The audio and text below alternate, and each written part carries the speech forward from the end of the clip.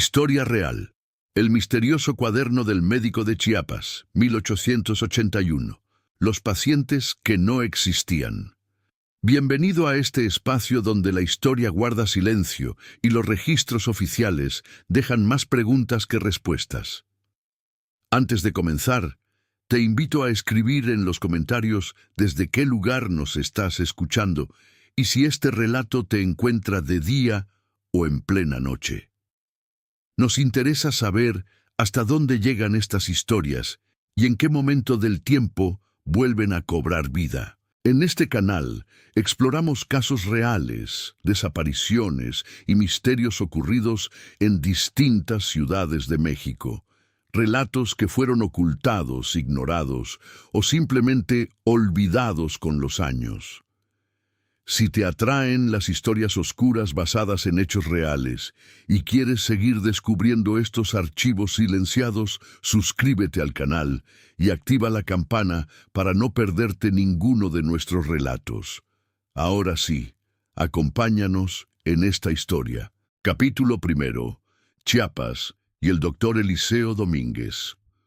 En el año de 1881, cuando México, bajo el gobierno de Manuel González, continuaba las políticas modernizadoras del porfiriato que su predecesor y sucesor Porfirio Díaz había iniciado y que eventualmente extendería durante 3 décadas más, cuando el país experimentaba transformación superficial hacia modernidad europea, mientras estructuras coloniales de poder permanecían fundamentalmente inalteradas, cuando ferrocarriles comenzaban a conectar regiones que habían estado aisladas durante siglos, pero donde mayoría de población aún vivía en condiciones que diferían poco de época colonial. El estado de Chiapas existía en aislamiento extremo que lo convertía en territorio casi autónomo, donde autoridades centrales ejercían control nominal, pero donde poder real residía en manos de terratenientes que gobernaban como señores feudales sobre población mayoritariamente indígena, mantenida en condiciones de servidumbre que rayaban en esclavitud absoluta. Chiapas era estado de geografía dramática y diversidad ecológica extraordinaria, que iba desde costas tropicales del Pacífico, donde calor húmedo era intolerable durante la mayor parte del año, y donde enfermedades tropicales, malaria, dengue, fiebre amarilla, mataban regularmente a forasteros no aclimatados, pasando por valles centrales templados donde ciudad capital San Cristóbal de las Casas se elevaba a más de 2000 metros sobre nivel del mar en clima que podía ser frío durante inviernos, hasta Selva Lacandona al este, vasta extensión de bosque tropical que cubría miles de kilómetros cuadrados, territorio donde exploradores europeos se perdían regularmente, donde ruinas mayas de ciudades abandonadas siglos antes permanecían ocultas bajo vegetación impenetrable, donde poblaciones indígenas, lacandones, vivían prácticamente sin contacto con mundo exterior. La población de Chiapas, en 1881, era aproximadamente 300.000 habitantes, según censos oficiales, que eran notoriamente inexactos porque vastas regiones eran inaccesibles o habitadas por grupos indígenas que evitaban contacto con autoridades mexicanas. De esta población, aproximadamente 75% era indígena: tzotziles, tzeltales, choles, zoques, mames, lacandones, cada grupo con lengua propia, tradiciones culturales que databan de época prehispánica, cosmovisión que mezclaba catolicismo superficial impuesto durante época colonial con creencias mayas antiguas sobre naturaleza del cosmos, relación entre vivos y muertos, y fuerzas sobrenaturales que habitaban bosques, montañas, cenotes. El sistema económico de Chiapas giraba alrededor de haciendas masivas donde se cultivaba café en tierras altas, cacao en tierras bajas, caña de azúcar en valles templados y ganadería extensiva en llanuras costeras. Estas haciendas eran operadas según sistema de enganche y deuda peonage, que ataba trabajadores indígenas a tierra casi tan absolutamente como esclavitud formal. Trabajadores recibían adelantos de salario que nunca podían pagar completamente, quedando endeudados de por vida, con deudas siendo heredadas por hijos, creando generaciones de familias atadas a haciendas específicas sin posibilidad de escape legal. La sociedad chiapaneca era estratificada tan rígidamente como cualquier sistema de castas formal. En cúspide estaban familias terratenientes criollas que trazaban linaje hasta conquistadores españoles, que poseían haciendas de decenas de miles de hectáreas, que educaban hijos en Europa, que vivían en mansiones en San Cristóbal con opulencia que contrastaba obscenamente con pobreza de mayoría. Debajo estaban ladinos, mestizos y algunos indígenas que habían adoptado cultura española, que servían como intermediarios entre élite criolla y población indígena, trabajando como capataces en haciendas, comerciantes en pueblos, funcionarios menores de gobierno. Y en base de pirámide estaban indígenas que constituían mayoría absoluta, pero que tenían menos derechos que animales de trabajo, cuyas vidas tenían tan poco valor que muerte de trabajador indígena era registrada en libros de haciendas con misma indiferencia que muerte de mula. El gobierno de Chiapas, en 1881, estaba nominalmente bajo control de gobernador designado por presidente de República, pero en realidad Estado era gobernado por oligarquía terrateniente organizada alrededor de lo que se conocía como familia chiapaneca, red de familias interrelacionadas por matrimonio y alianzas económicas que controlaban tierra, comercio, política y que resistían cualquier intento de reforma que amenazara su poder. Estas familias habían colaborado con todos gobiernos, imperialistas durante época de Maximiliano, republicanos después de Restauración, porfiristas durante Porfiriato, manteniendo control local sin importar cambios en Ciudad de México.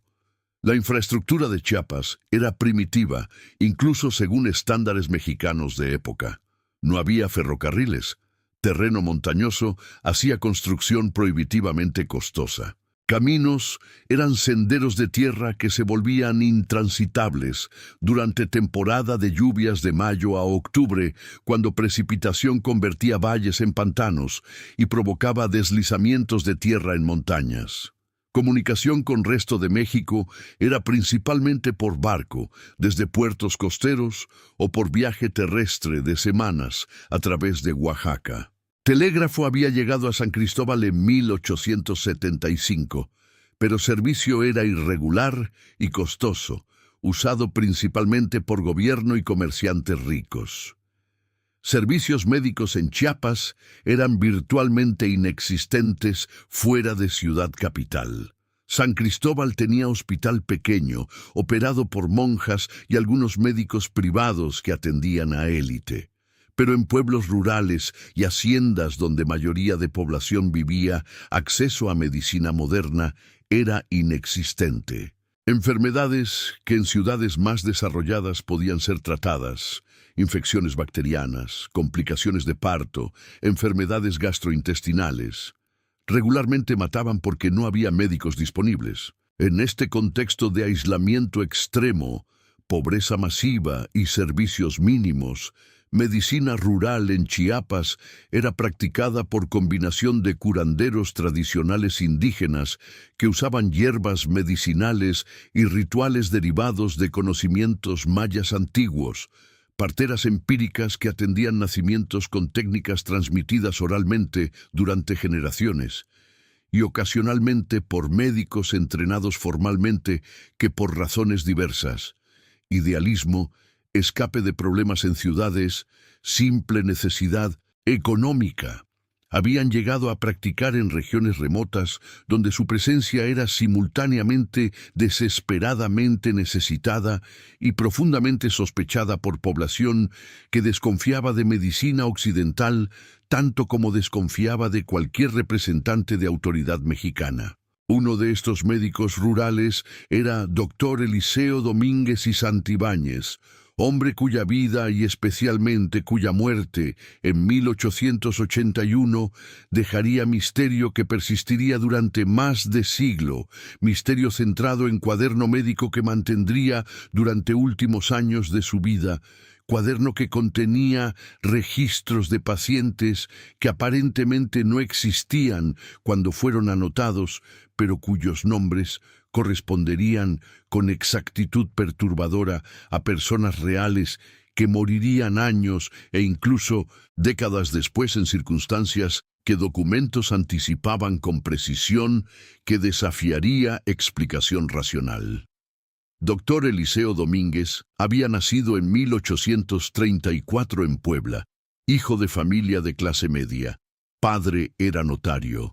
Madre venía de familia de pequeños comerciantes. Había recibido educación excepcional para México de su época, estudiando medicina en Escuela Nacional de Medicina en Ciudad de México durante años 1853 a 1858, graduándose con honores a edad de 24 años, con tesis sobre tratamiento de fiebres tropicales, que había sido elogiada por sus profesores como contribución significativa a conocimientos médicos mexicanos. Había practicado en Ciudad de México durante 3 años, estableciendo consulta que atendía principalmente a clase media, artesanos, comerciantes, funcionarios menores, cobrando tarifas modestas que reflejaban tanto su idealismo como su origen social modesto.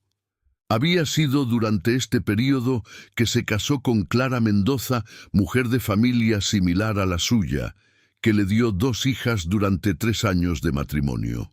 Pero en 1861, durante ocupación francesa que precedió establecimiento de Segundo Imperio de Maximiliano, doctor Eliseo había tomado decisión que cambiaría curso de su vida. Se unió a fuerzas republicanas como médico militar, atendiendo heridos en batallas contra tropas francesas e imperialistas mexicanos. Había servido durante 4 años bajo mando de General Porfirio Díaz en campaña de Oaxaca, presenciando horrores de guerra que lo marcarían permanentemente. Hombres muriendo de heridas que no podía tratar adecuadamente por falta de suministros, amputaciones realizadas sin anestesia adecuada, infecciones que mataban más soldados que balas. Cuando guerra terminó con victoria republicana, en 1867, doctor Eliseo regresó a Ciudad de México cambiado profundamente. Su esposa Clara había muerto durante su ausencia de fiebre tifoidea en 1863. Llevando con ella a sus 2 hijas pequeñas, que murieron en misma epidemia. Regresó a casa vacía, a profesión que parecía insignificante después de horrores de guerra, a ciudad que continuaba vida normal mientras él cargaba peso de 4 años, presenciando sufrimiento. Intentó retomar práctica médica, pero encontró imposible. Sufría de lo que época llamaba melancolía, pero que generaciones posteriores reconocerían como trastorno de estrés postraumático, pesadillas sobre batallas, incapacidad de concentrarse, episodios de ansiedad paralizante. Bebía para calmar nervios, y beber aumentaba problemas. Comenzó a perder pacientes, a descuidar obligaciones, a aislarse socialmente. En 1870, a edad de 36 años, doctor Eliseo tomó decisión de abandonar Ciudad de México. Vendió su propiedad, liquidó deudas que había acumulado y aceptó posición que había sido ofrecida por gobierno de Chiapas. Médico rural asignado a región montañosa entre San Cristóbal y Comitán, área que incluía docena de pueblos pequeños y varias haciendas, donde sería único médico formal para población de aproximadamente 10.000 personas dispersadas en territorio de cientos de kilómetros cuadrados. Era posición que ningún médico con opciones aceptaría. Salario era mínimo, condiciones de vida primitivas, aislamiento extremo, Peligros de enfermedades tropicales, caminos intransitables durante temporadas de lluvia, desconfianza de población local. Pero para Dr. Eliseo era escape. Oportunidad de dejar atrás ciudad llena de memorias dolorosas, de practicar medicina donde era desesperadamente necesaria, de tal vez encontrar redención en servicio a pobres que no tenían acceso a atención médica. Llegó a Chiapas en abril de 1870, viajando desde Ciudad de México en tren hasta Oaxaca, después en mula durante 2 semanas a través de montañas hasta San Cristóbal, finalmente llegando a pueblo que sería su base. San Miguel Arcángel, asentamiento de aproximadamente 800 habitantes, mayoría tzotziles con minoría ladina, ubicado en valle a 1800 metros sobre nivel del mar, rodeado por montañas cubiertas de bosque de pino y niebla. El pueblo consistía en plaza central, con iglesia colonial pequeña, construida en 1730, presidencia municipal, edificio de un piso con oficinas para autoridades locales, alrededor de 10 tiendas que vendían productos básicos, aproximadamente 150 casas de adobe con techos de tejas para familias ladinas y chozas de madera con techos de palma para familias indígenas, todo conectado por calles de tierra que se convertían en ríos de lodo durante lluvias. Dr. Eliseo recibió casa modesta proporcionada por gobierno, 2 habitaciones de adobe con techo de tejas, piso de tierra compactada, sin ventanas de vidrio, solo aperturas cubiertas con contraventanas de madera, sin agua corriente dependiendo de pozo comunitario, sin electricidad dependiendo de velas y lámparas de queroseno para iluminación nocturna. Estableció consultorio en habitación principal, usando habitación trasera como dormitorio, viviendo con simplicidad que rayaba en ascetismo. Durante 11 años, desde 1870 hasta su muerte en 1881, Dr. Eliseo Domínguez practicó medicina en condiciones que desafiarían médico más dedicado. Viajaba constantemente, a caballo durante estación seca, en mula durante lluvias, visitando pueblos remotos, haciendas aisladas, comunidades indígenas en montañas donde era primer médico formal que muchos habían visto. Trataba todo tipo de enfermedades y lesiones con recursos limitados. Infecciones que combatía con antisépticos básicos y esperanza, fiebres que manejaba con quinina cuando tenía disponible y con remedios herbales tradicionales cuando no, partos complicados donde sus habilidades quirúrgicas significaban diferencia entre vida y muerte, fracturas que establecía sin rayos X, confiando solo en conocimiento anatómico y experiencia táctil. Era respetado por población local, no solo por competencia médica, sino por carácter. Cobraba tarifas mínimas y frecuentemente aceptaba pago en especie, gallinas, maíz, frijoles, de pacientes que no tenían dinero. Aprendió algo de tzotzil para comunicarse con pacientes indígenas. Trataba a todos con dignidad, que era rara en región donde indígenas eran tratados como subhumanos por ladinos. Y vivía modestamente, sin pretensiones, sin intentar imponer superioridad de medicina occidental sobre prácticas tradicionales, sino más bien aprendiendo de curanderos locales, incorporando algunos de sus remedios herbales en su práctica cuando encontraba que eran efectivos. Pero durante estos 11 años, Dr. Eliseo también desarrolló peculiaridades que preocupaban a quienes lo conocían. Sufría de insomnio crónico, frecuentemente visto caminando por pueblo durante noches, visitando cementerio donde pasaba horas sentado entre tumbas. Hablaba ocasionalmente sobre presencias que sentía, sobre sensación de que frontera entre vida y muerte era más delgada en Chiapas que en otros lugares, que muertos no descansaban apropiadamente, sino que permanecían cerca de vivos. Mantenía diarios y cuadernos obsesivamente, escribiendo durante horas cada noche, documentando no solo casos médicos, sino también observaciones sobre costumbres locales, creencias sobre muerte y más allá, sueños extraños que experimentaba. Y después, en agosto de 1881, doctor Eliseo Domínguez murió en circunstancias que fueron súbitas, aunque no completamente inesperadas, dado su consumo crónico de alcohol y su salud deteriorada. Y fue después de su muerte que Cuaderno fue descubierto. Cuaderno que plantearía preguntas que permanecerían sin respuesta durante décadas, que eventualmente se convertiría en uno de documentos más perturbadores en archivos médicos históricos de México. El B, capítulo 2. La muerte del doctor y el descubrimiento del cuaderno. En tarde del 22 de agosto de 1881, día particularmente caluroso y húmedo cuando nubes oscuras se acumulaban sobre montañas, presagiando tormenta que estallaría durante noche, doctor Eliseo Domínguez fue encontrado muerto en su consultorio en San Miguel Arcángel por padre Esteban Ruiz, párroco local que había venido a consultar sobre caso de feligresa enferma. Padre Esteban tocó puerta del consultorio aproximadamente a las 3 de tarde.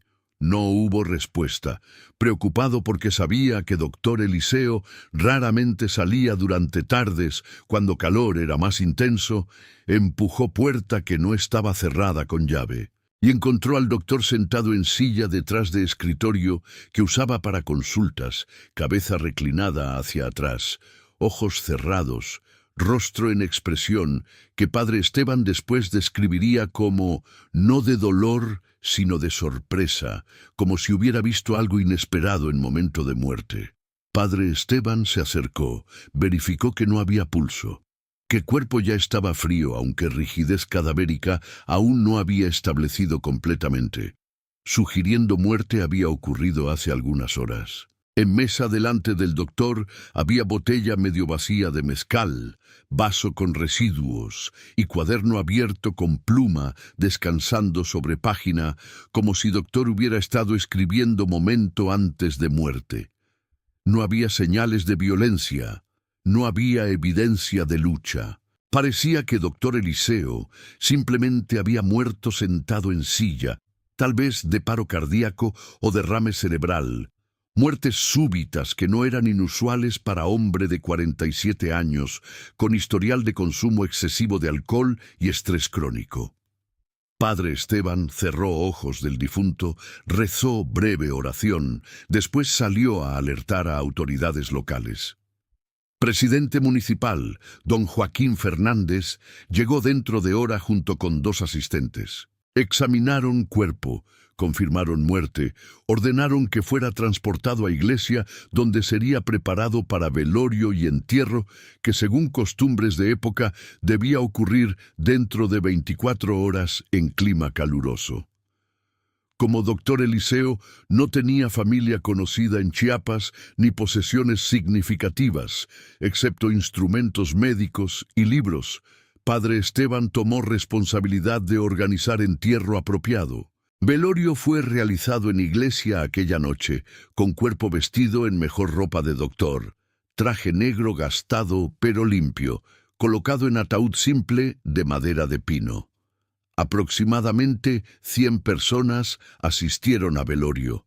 Pacientes a quienes había tratado, familias de aquellos que había salvado, autoridades locales, algunos curanderos tradicionales que habían llegado a respetar al doctor durante 11 años de práctica conjunta. Fue tributo modesto pero sincero a hombre que había servido a comunidad con dedicación. Entierro fue realizado en mañana del 23 de agosto en cementerio pequeño adyacente a iglesia. Padre Esteban ofició ceremonia, rezando responsos tradicionales, asperjando agua bendita sobre ataúd antes de que fuera bajado a tumba simple marcada con cruz de madera que llevaba nombre Dr. Eliseo Domínguez, 1834-1881, médico rural. Descanse en paz. Después de entierro, tarea de disponer de pertenencias de doctor cayó sobre padre Esteban y don Joaquín. Fueron a consultorio, inventariando instrumentos médicos, estetoscopio, termómetros, jeringas, escalpelos, varios frascos de medicamentos que decidieron donar a Hospital Pequeño en Comitán. Libros médicos serían enviados a San Cristóbal, donde había médicos que podrían usarlos. Y fue durante este inventario que Padre Esteban recogió cuaderno que había estado abierto en escritorio de doctor cuando murió. Era cuaderno de aproximadamente 200 páginas, encuadernado en cuero negro gastado, con páginas de papel grueso llenas de escritura en tinta negra en mano, que Padre Esteban reconoció como de Doctor Eliseo. Padre Esteban comenzó a hojear cuaderno casualmente, esperando encontrar registros médicos estándares. Inicialmente eso era lo que parecía. Entradas fechadas documentando casos, nombres de pacientes, síntomas, tratamientos, resultados. Pero a medida que leía más cuidadosamente, Padre Esteban notó algo extraño. Muchos nombres en cuaderno eran familiares. Eran nombres de personas que conocía en San Miguel Arcángel y pueblos vecinos. Pero casos descritos no correspondían con enfermedades que estas personas habían tenido. Y algunas entradas estaban fechadas en futuro, lo cual no tenía sentido. Confundido, Padre Esteban llamó a don Joaquín. «Mira esto, aquí hay entrada fechada 15 de marzo de 1882. Eso es 7 meses en futuro, y describe tratamiento de señora Carmen Soto por fiebre tifoidea que resultó en muerte. Pero Carmen Soto está viva y saludable». Don Joaquín examinó cuaderno con perplejidad. «Debe ser error. Tal vez doctor estaba confundido por alcohol, escribió fechas incorrectas». Pero a medida que continuaban leyendo, encontraron decenas de entradas similares, todas fechadas en futuro, todas describiendo pacientes con nombres reales de personas vivas en comunidad, todas detallando enfermedades y tratamientos que no habían ocurrido aún. Y había algo más perturbador. Muchas entradas incluían anotación final: paciente falleció, con fecha de muerte. Y estas fechas también estaban en futuro, algunas meses adelante, otras años, algunas incluso décadas. Padre Esteban sintió escalofrío. Esto no es simplemente error. Doctor Eliseo escribió esto deliberadamente, pero ¿por qué? ¿Qué significa? Don Joaquín, hombre pragmático poco dado a supersticiones, sugirió explicación racional. Doctor estaba enfermo, tal vez mentalmente deteriorado por años de beber. Esto es fantasía, delirio, no significa nada. Pero Padre Esteban no estaba tan seguro. Conocía a Doctor Eliseo.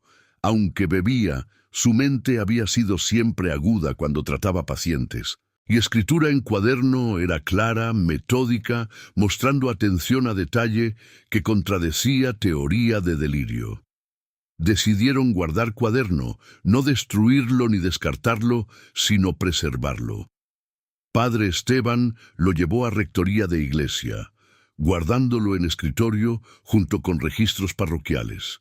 Y durante meses siguientes, ocasionalmente lo sacaba, leía entradas, preguntándose sobre su significado. Y después, 3 meses después de muerte de Doctor Eliseo, sucedió algo que transformó cuaderno de curiosidad en objeto de terror. En 15 de noviembre de 1881, exactamente en fecha anotada en cuaderno, Juan Méndez, campesino de 32 años de pueblo vecino, murió en accidente exactamente como Doctor Eliseo había descrito. Paciente Juan Méndez, traumatismo craneal severo por caída de caballo, muerte instantánea. Padre Esteban recordó haber visto esta entrada meses antes. Buscó cuaderno, encontró página 15 de noviembre 1881. Juan Méndez, 32 años, San Pedro Chenalló. Traumatismo craneal por caída de caballo mientras transportaba café a mercado. Llegó muerto a mi consultorio. Notifiqué familia. Era coincidencia exacta: nombre, fecha, edad, causa de muerte, incluso detalle de estar transportando café. Perturbado, Padre Esteban buscó otras entradas fechadas en meses recientes. Encontró entrada para Carmen Soto, fechada 15 de marzo de 1882. Fiebre tifoidea.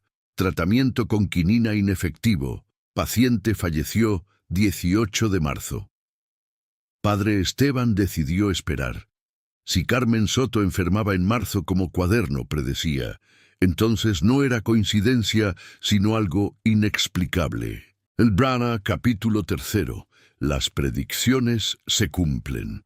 Durante los meses de diciembre de 1881 hasta marzo de 1882, Padre Esteban Ruiz mantuvo vigilancia discreta sobre personas cuyos nombres aparecían en Cuaderno de Dr. Eliseo con fechas en futuro cercano. Había 5 casos fechados durante estos meses. María González, edad 28, fecha de muerte predicha, 20 de diciembre de 1881. Causa, complicaciones de parto. Carmen Soto, edad 43, fecha de muerte predicha, 18 de marzo de 1882. Causa, fiebre tifoidea. Tomás Pérez, edad 61, fecha de muerte predicha, 1 de febrero de 1882. Causa, neumonía.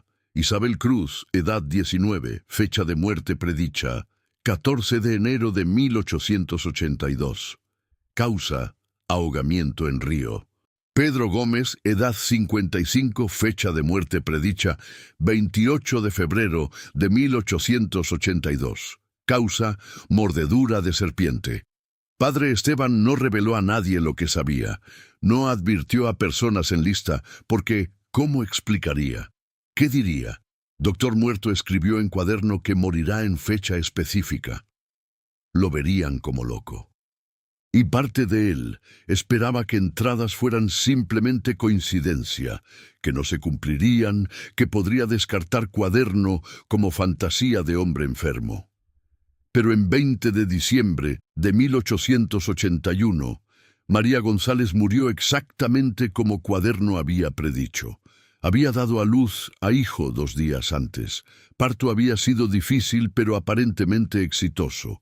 Pero después desarrolló fiebre, comenzó a sangrar internamente y murió antes de que nueva partera pudiera hacer nada. Padre Esteban, cuando fue llamado para dar últimos sacramentos, sintió horror helado. Verificó Cuaderno después. María González, 28 años, complicaciones posparto, hemorragia interna, tratamiento paliativo solo. Paciente falleció 20 de diciembre. Cada detalle era correcto. En 14 de enero de 1882, Isabel Cruz se ahogó. Había ido a río a lavar ropa. Resbaló en rocas. Cayó en corriente que estaba alta por lluvias recientes. Fue arrastrada. Su cuerpo fue encontrado kilómetro río abajo. Cuaderno decía, Isabel Cruz, 19 años, ahogamiento en río Grijalba, cuerpo recuperado después de búsqueda de 6 horas, muerte por asfixia. Búsqueda efectivamente había tomado 6 horas. En 1 de febrero, Tomás Pérez murió de neumonía. En 28 de febrero, Pedro Gómez fue mordido por serpiente de cascabel mientras trabajaba en campo. Murió antes de poder recibir tratamiento.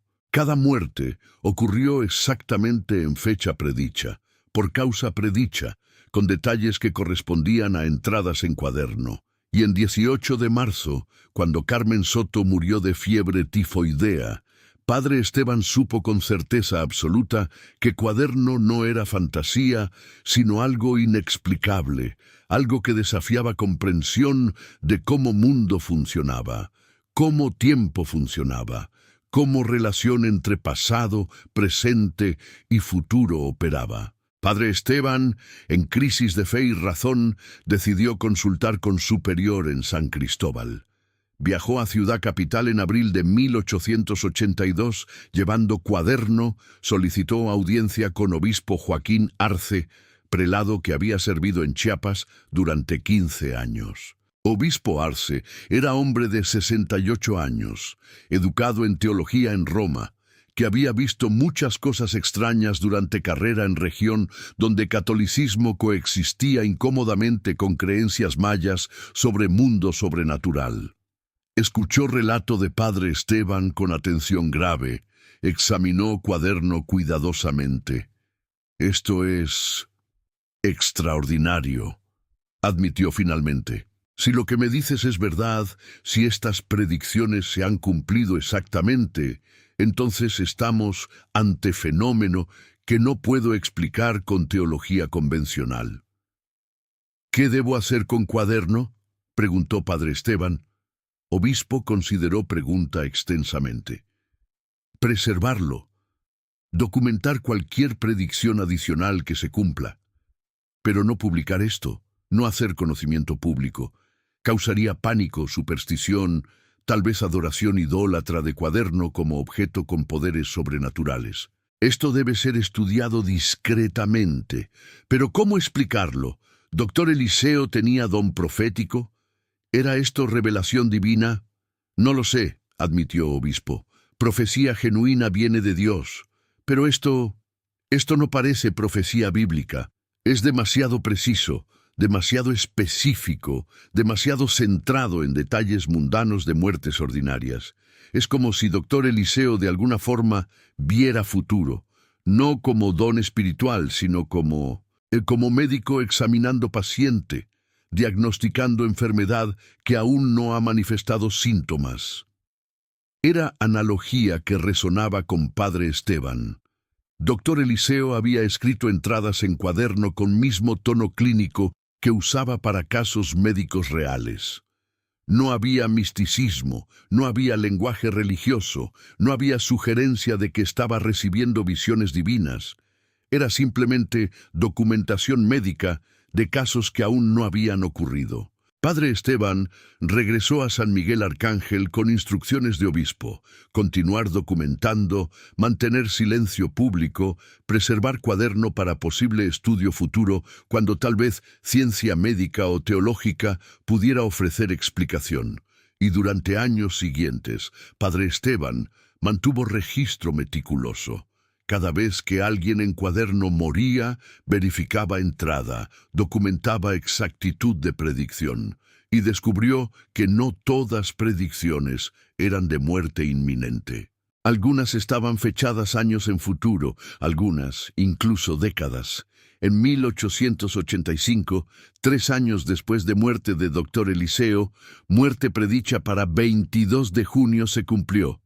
Roberto Martínez, 45 años, cáncer de estómago, enfermedad progresiva durante 8 meses, tratamiento paliativo, muerte 22 de junio 1885. Roberto Martínez había comenzado a mostrar síntomas: dolor abdominal, pérdida de peso, en octubre de 1884. 8 meses después, murió exactamente en fecha predicha. En 1890, entrada fechada 3 de septiembre, se cumplió. Sofía Ramírez, 31 años, complicaciones de diabetes, ceguera progresiva, amputación de pie izquierdo debido a gangrena. Muerte 3 de septiembre 1890. Sofía había desarrollado diabetes durante años previos. Había perdido visión gradualmente. En agosto de 1890, infección en pie requirió amputación.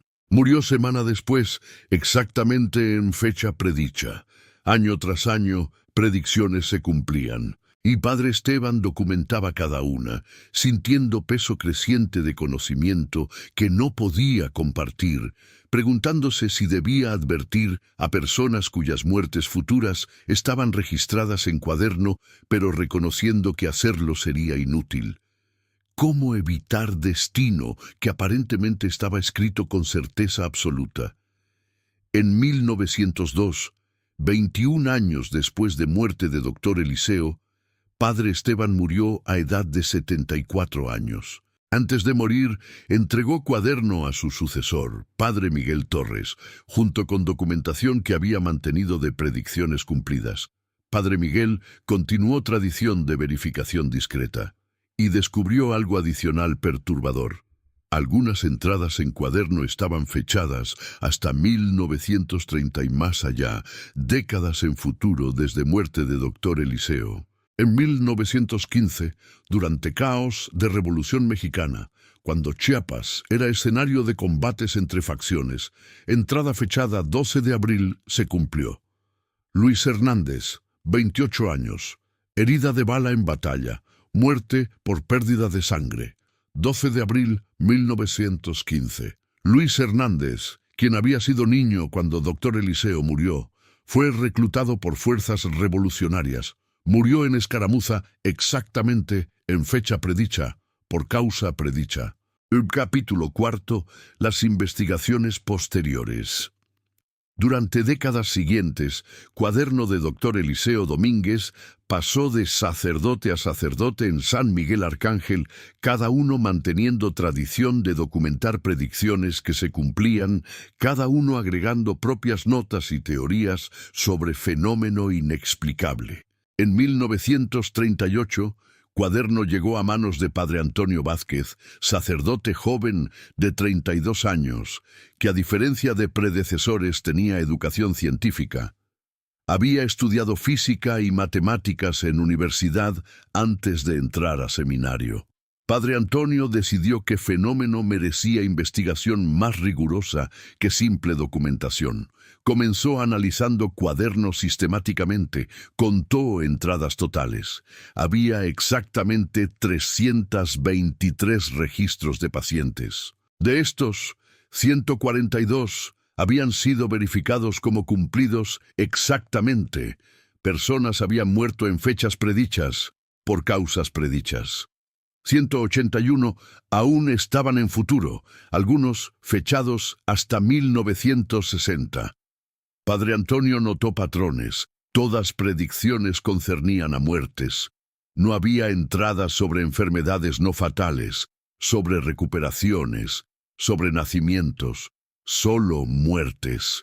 Edades de pacientes en momento de muerte predicha variaban de recién nacidos a ancianos de 90 años. No había sesgo demográfico obvio. Causas de muerte eran diversas: enfermedades, cáncer, tuberculosis, neumonía, fiebres tropicales, accidentes, caídas, ahogamientos, heridas de trabajo, violencia, batallas durante revolución, asesinatos, complicaciones de parto, vejez natural. Fechas se extendían desde agosto de 1881, mes de muerte de Dr. Eliseo, hasta 1963, período de 82 años. Escritura era consistentemente de Dr. Eliseo. Análisis grafológico confirmó esto. No había señales de falsificación o adiciones posteriores. Tono clínico era uniforme. Cada entrada leída exactamente como registro médico estándar, sin dramatismo, sin comentarios sobre naturaleza extraordinaria de estar registrando eventos futuros. Padre Antonio formuló teorías que intentó evaluar. Teoría 1. Coincidencia. Tal vez nombres eran comunes, fechas eran adivinanzas, y algunas coincidían por casualidad estadística. Pero análisis mostró que nombres eran específicos. No solo Juan, sino Juan Méndez de San Pedro Chenaló, 32 años, detalles que hacían coincidencia improbable y tasa de precisión, 100% de predicciones verificables habían cumplido exactamente, eliminaba explicación de coincidencia. Teoría 2. Fraude posterior. Tal vez cuaderno no había sido escrito por Dr. Eliseo, sino fabricado después de muertes por alguien queriendo crear misterio. Pero análisis de tinta y papel confirmó que databan de 1880 a 1881, y testimonios de Padre Esteban y sucesores, todos hombres de integridad reconocida, confirmaban que cuaderno había sido encontrado inmediatamente después de muerte de Dr. Eliseo. Teoría 3. Precognición. Tal vez Dr. Eliseo había tenido capacidad genuina de ver futuro, pero esto planteaba preguntas. ¿Por qué solo muertes? ¿Por qué solo en región específica de Chiapas? y cómo funcionaría tal capacidad neurológicamente. Teoría 4. Determinismo. Tal vez futuro estaba predeterminado, que Dr. Eliseo de alguna forma había accedido a información sobre eventos futuros que ya existían en algún sentido, que tiempo no era lineal, sino que pasado, presente y futuro coexistían simultáneamente. Ninguna teoría satisfacía completamente. Padre Antonio decidió contactar a académicos en Ciudad de México, enviando copias de páginas selectas de cuaderno junto con documentación de verificación. Respuestas variaron. Dr. Enrique Beltrán, biólogo y médico, sugirió que Dr. Eliseo podía haber desarrollado habilidad de reconocer señales tempranas de enfermedades que eventualmente serían fatales, extrapolando fechas de muerte basadas en progresión conocida de enfermedades. Pero esto no explicaba predicciones de accidentes o violencia. Dr. Alfonso Caso, antropólogo, sugirió que Dr. Eliseo podía haber sido influenciado por concepciones mayas de tiempo como cíclico más que lineal, que tal vez había absorbido conocimientos tradicionales sobre predicción a través de contacto con curanderos mayas, pero Cuaderno no mostraba influencia de cosmología maya. Era completamente occidental en formato y contenido. Padre Mariano Cuevas, historiador jesuita, sugirió que fenómeno podía ser genuinamente sobrenatural, tal vez resultado de pacto con fuerzas demoníacas, que conocimiento de futuro era prerrogativa de Satanás, quien existía fuera de tiempo. Pero esto requería creer que Dr. Eliseo, hombre de integridad reconocida, había vendido alma al diablo, proposición que Padre Antonio encontraba difícil de aceptar. Ninguna explicación era satisfactoria. Cuaderno permanecía como artefacto inexplicable, desafiando tanto ciencia como teología. Durante décadas siguientes, predicciones continuaron cumpliéndose. En 1945, entrada fechada 28 de julio, se cumplió. Ana María Cortés, 52 años, cáncer de pulmón, tratamiento inefectivo, muerte 28 de julio 1945. En 1953, entrada fechada 11 de noviembre, se cumplió. Gabriel Ruiz, 67 años, infarto de miocardio, muerte súbita. 11 de noviembre 1953, cada predicción exacta, cada detalle correcto. En 1960, Padre Antonio, ahora de 54 años, decidió hacer público caso en contexto académico limitado. Publicó artículo en revista teológica especializada bajo seudónimo, titulado El fenómeno de precognición médica en Chiapas, estudio de caso. Describió Cuaderno, documentó predicciones verificadas, solicitó explicaciones de comunidad académica. Respuesta fue mayormente escepticismo. Críticos argumentaban que sin acceso a Cuaderno original para verificación independiente, caso no podía ser evaluado.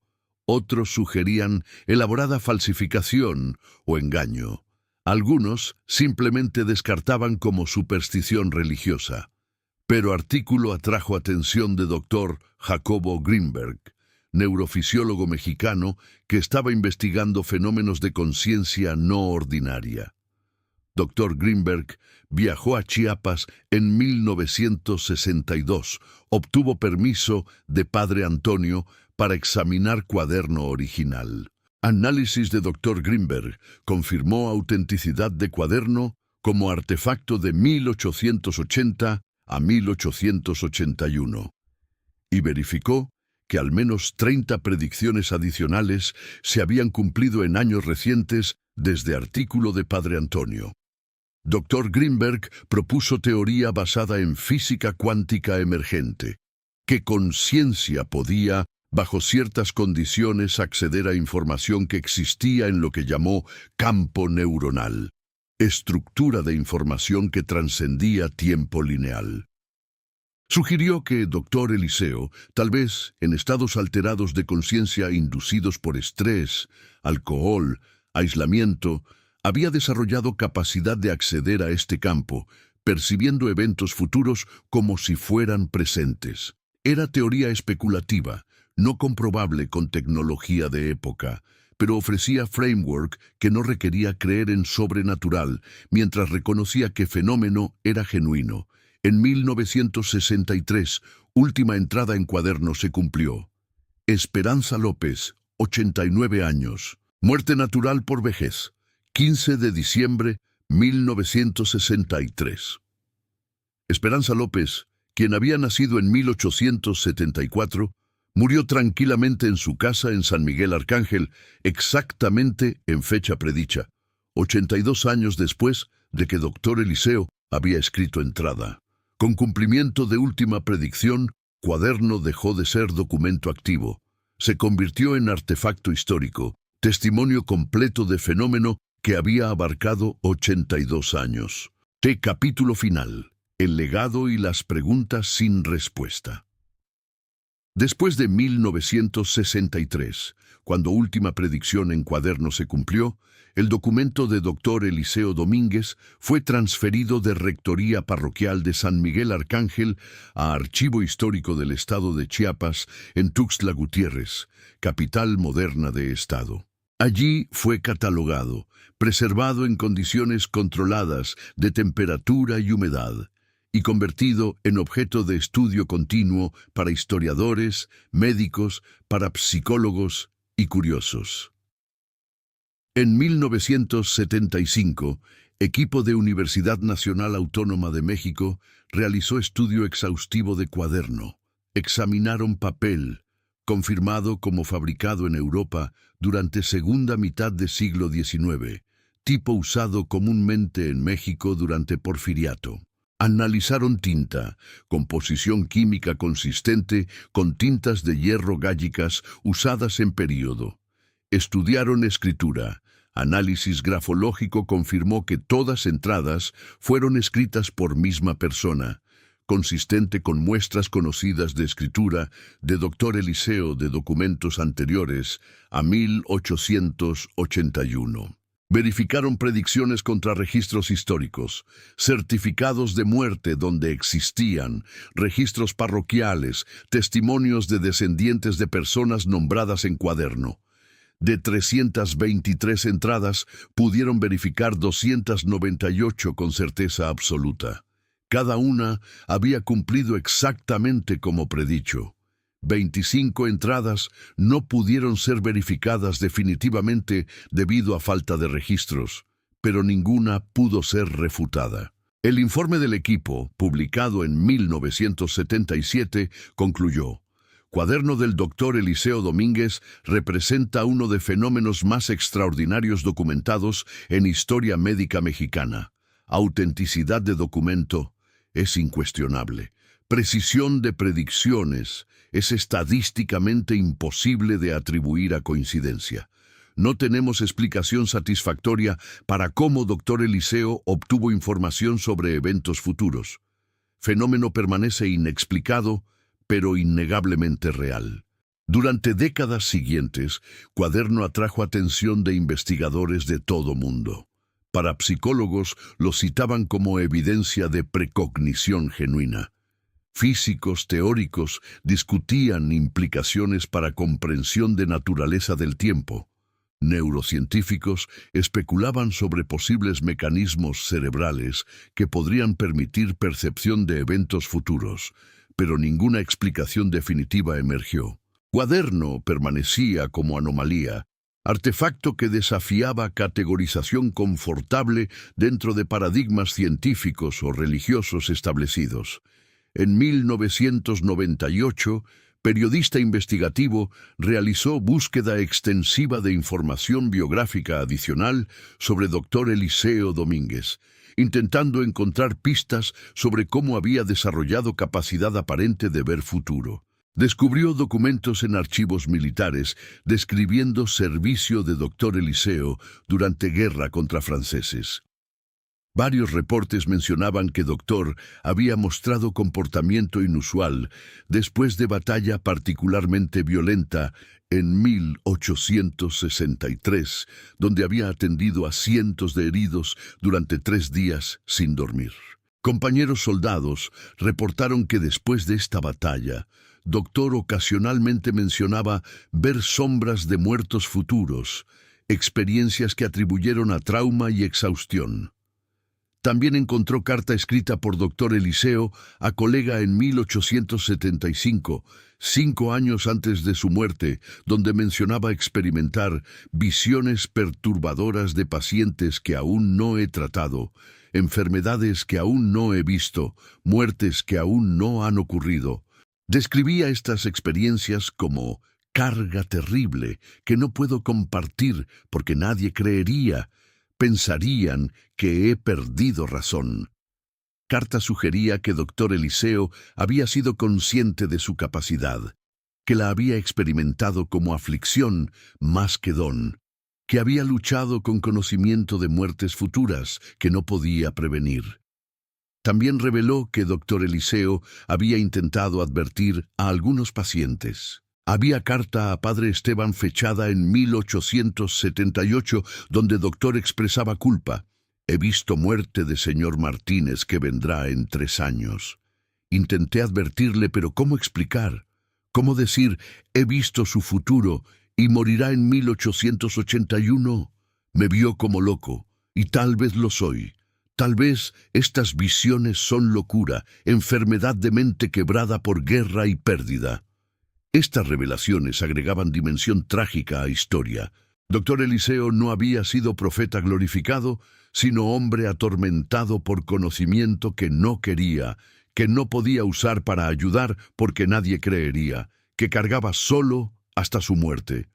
En 2005, neurocientífico Dr. Mario Beauregard incluyó caso de Doctor Eliseo en libro sobre fenómenos de conciencia extraordinaria.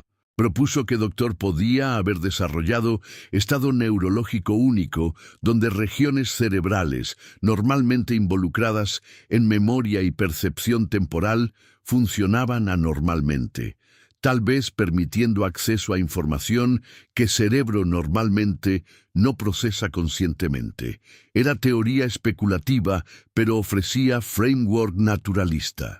Sugería que precognición no requería creer en sobrenatural, sino reconocer que cerebro humano podía, bajo circunstancias excepcionales, funcionar de maneras que ciencia aún no comprendía completamente. En 2015, investigadores intentaron encontrar descendientes de Doctor Eliseo para estudios genéticos, queriendo ver si había marcadores genéticos asociados con capacidad de precognición. Pero búsqueda reveló que Doctor no había tenido descendientes. Sus 2 hijas habían muerto en infancia. Nunca se había vuelto a casar después de muerte de esposa. Había vivido y muerto solo. Hoy, Cuaderno de Doctor Eliseo Domínguez permanece en Archivo Histórico del Estado de Chiapas, donde puede ser examinado por investigadores con permiso apropiado. Es uno de documentos más solicitados en archivo, atrayendo atención continua de académicos, estudiantes y curiosos. Páginas están amarillentas. Tinta se ha desvanecido ligeramente, pero escritura aún es legible.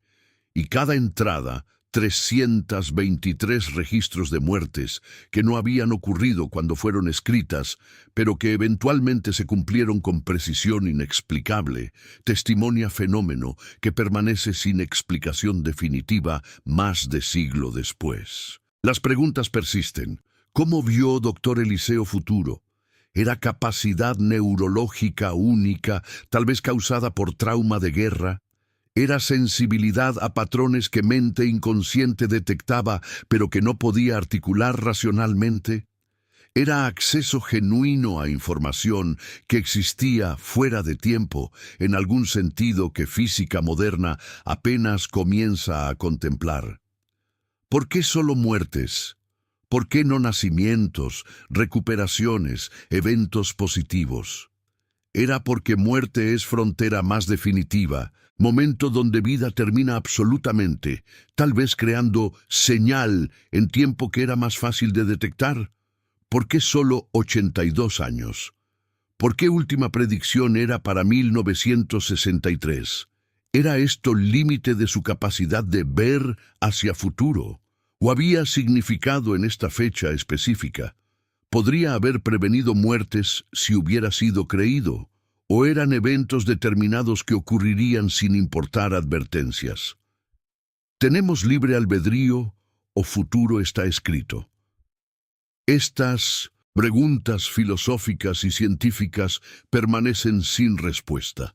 Cuaderno de Dr. Eliseo es artefacto que plantea interrogantes fundamentales sobre naturaleza de tiempo, sobre límites de percepción humana, sobre relación entre pasado, presente y futuro.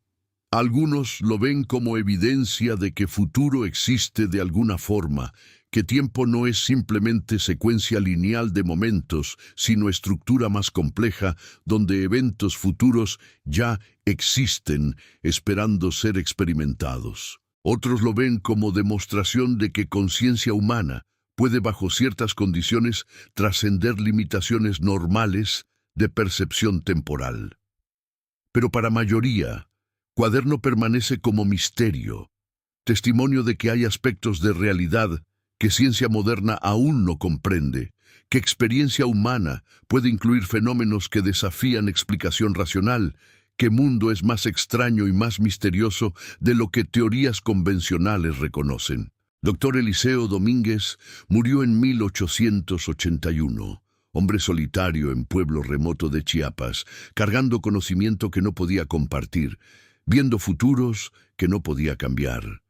Pero su cuaderno sobrevive, documento extraordinario que continúa fascinando, perturbando y desafiando a todos quienes lo estudian. Y tal vez eso es su legado verdadero.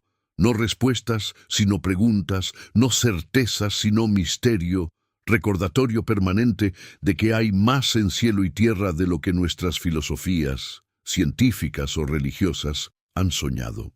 El cuaderno del médico rural permanece, testimonio silencioso de hombre que vio demasiado, que supo demasiado, que llevó carga de conocimiento futuro hasta su tumba en cementerio pequeño de San Miguel Arcángel, donde descansa bajo cruz simple, que no menciona su don extraordinario ni su tormento, solo nombre y fechas.